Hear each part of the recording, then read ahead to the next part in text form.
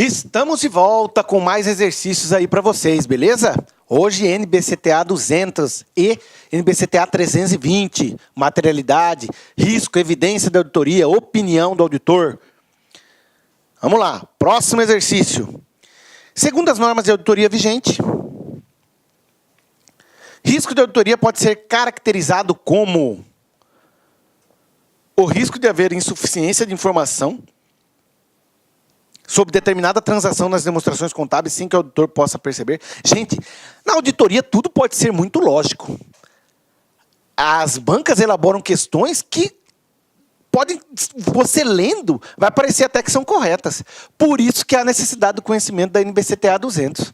Tá? E vocês têm que saber o que é o risco de auditoria. Possibilidades de ser o trabalho do auditor inviabilizado pela inexistência de informações contábeis para o trabalho. O risco de o controle interno não ter detectado a tempo uma falha que leva a entidade a elaborar demonstrações contábeis distorcidas. Isso aí encaixaria, por exemplo, no risco de controle. Beleza? O risco de auditor expressar uma opinião de auditoria inadequada quando as demonstrações contábeis contiverem distorções relevantes. Gabarito, letra D. Letra E. Possibilidade de auditor emitir parecer sem ressalva quando distorções relevantes nas demonstrações contábeis foram intencionalmente encobertas. Né? Está lá na opinião do auditor, mas não é o que a norma define como risco de auditoria. Gabarito, letra D. Beleza? Próximo slide.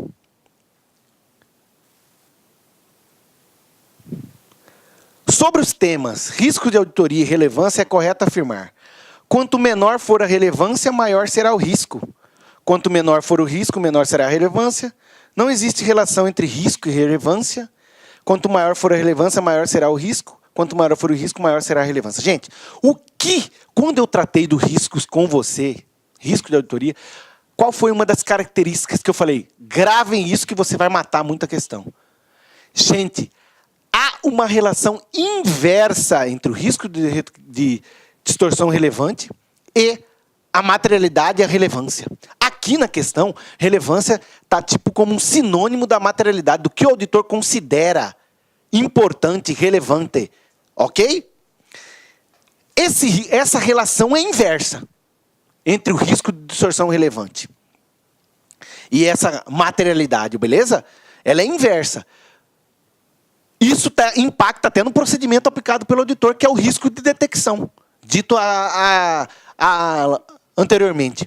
Veja, se eu, auditor, defino como relevante um nível abaixo, porque o risco é maior, eu vou ter que aplicar mais procedimentos de auditoria. Então, se eu defino como a minha relevância, o nível de minha relevância é menor, é aquela questão. Oh, Ave Maria, pelo amor de Deus, aí ficou feio, né? Vamos aqui, vamos mudar aqui pro... Aqui, ó. Olha a historinha. Se eu defino a minha relevância aqui, no 50, sendo o risco de distorção relevante alto, eu vou fazer somente esses testes.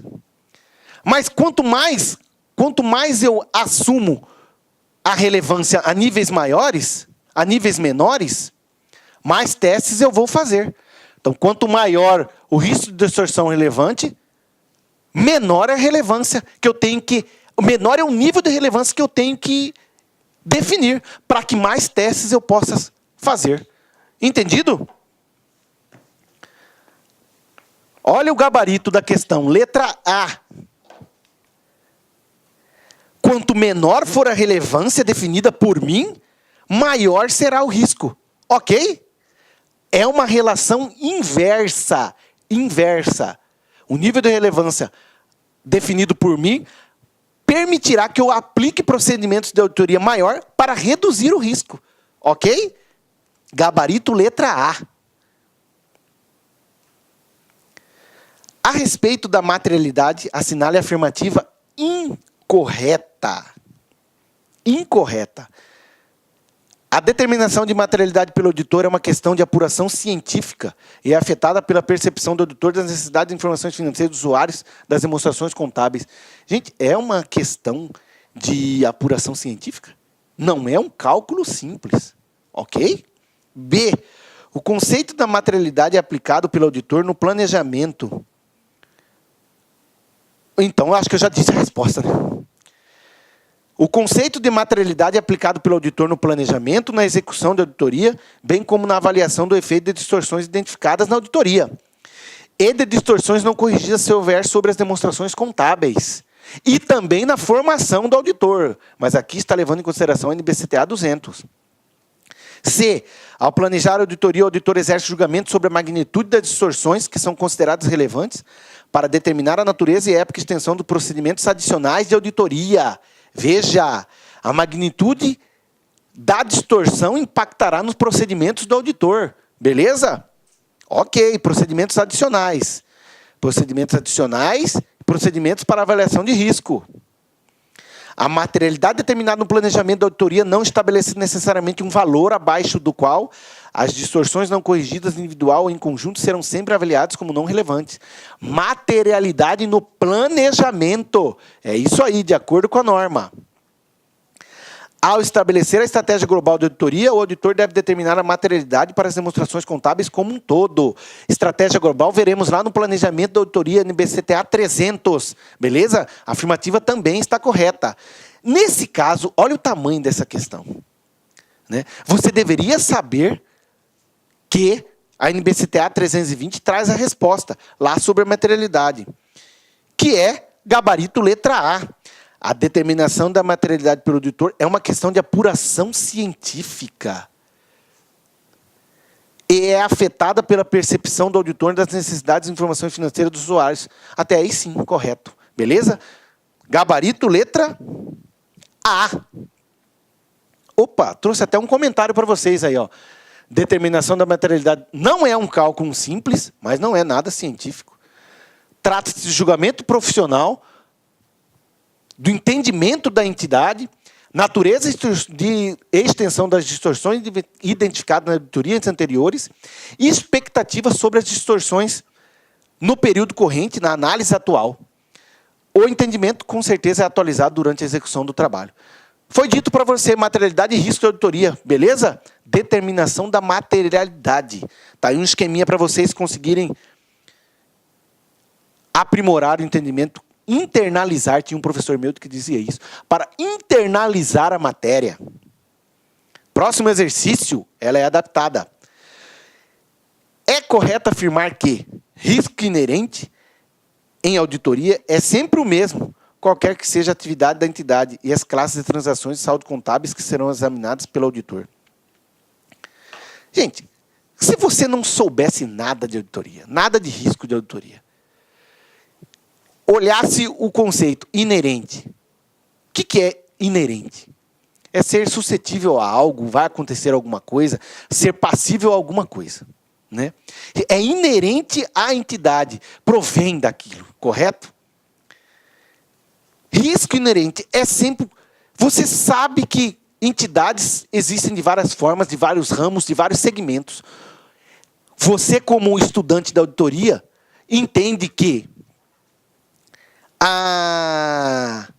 existem situações, transações que são relacionadas a estimativas contábeis, a cálculos complexos. Como que uma entidade vai ter um risco igual ao outro? É a mesma coisa a materialidade. Ela é definida diferentemente para diversas entidades. Não é uniforme. A mesma coisa com o risco inerente. Ok? Gabarito errado. É sempre o mesmo, qualquer que seja a atividade da entidade? Não. Existem cálculos complexos, existem circunstâncias que interferem no risco inerente da entidade. O risco do negócio, que é aquele risco da entidade que influencia na atividade, também interfere, né? Nós podemos ter situações que, por exemplo, a tecnologia, a empresa tem um estoque de computador. Compra um estoque no dia 1 e no dia 30 lançaram outra tecnologia, fazendo com que aquela tecnologia já seja inferior. Há um risco de que aquele estoque já esteja superavaliado, avaliado com um valor acima do que ele já é de mercado. Beleza? São riscos do negócio, interferem no risco inerente. Aí, ó, trouxe um comentário. O risco inerente é mais alto para algumas afirmações e classes relacionadas a transações, saldo contábeis e divulgações, do que para outras. Por exemplo, ele pode ser mais alto para cálculos complexos e com contas compostas derivadas de estimativas contábeis sujeitas a incertezas. Circunstâncias incertas que dão origem a risco de negócio também podem influenciar o risco inerente. O desenvolvimento tecnológico pode tornar obsoletos um produto específico. Desculpem. Tornando assim o estoque mais suscetível a distorções em relação à sua superavaliação. Ok? Vocês entenderam? Se eu tenho um estoque, dia 1 eu tenho um estoque de computadores. Aí dia 30, lança-se novas tecnologias e esse estoque aqui é avaliado por R$1.000. Aqui esse estoque continua avaliado por R$1.000, mas como já existem novas tecnologias, o valor de mercado dele é hoje R$800. Então ele já está avaliado no estoque da empresa por 1.000. Há uma superavaliação devido ao risco do negócio influenciado por novas tecnologias. Ficou claro?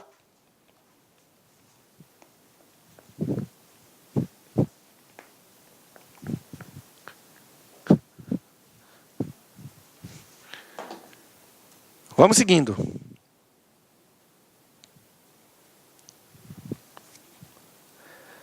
A empresa Condor S.A. atua no segmento de crédito pessoal, com financiamentos de até 30 mil.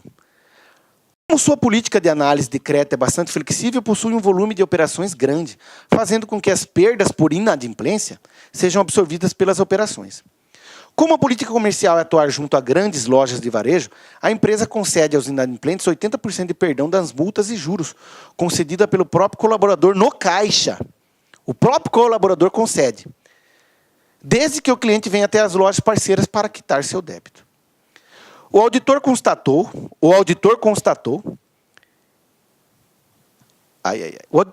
que devido à facilidade da concessão dos descontos, os funcionários passaram a se apropriar das quitações em dinheiro, feitas pelos inadimplentes, dando desconto e ficando com dinheiro.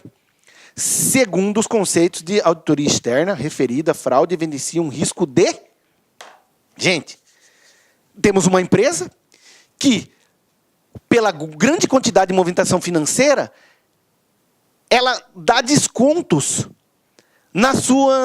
para os clientes inadimplentes que não pagaram seus débitos. Só que esses descontos é feito lá na boca do caixa, pelo funcionário. Aí o funcionário dá o desconto que ele quer e pega o dinheiro. Beleza? O que é isso? O auditor... Olha, prestem atenção.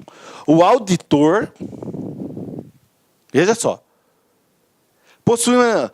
Como as políticas comerciais atuam junto... O auditor constatou...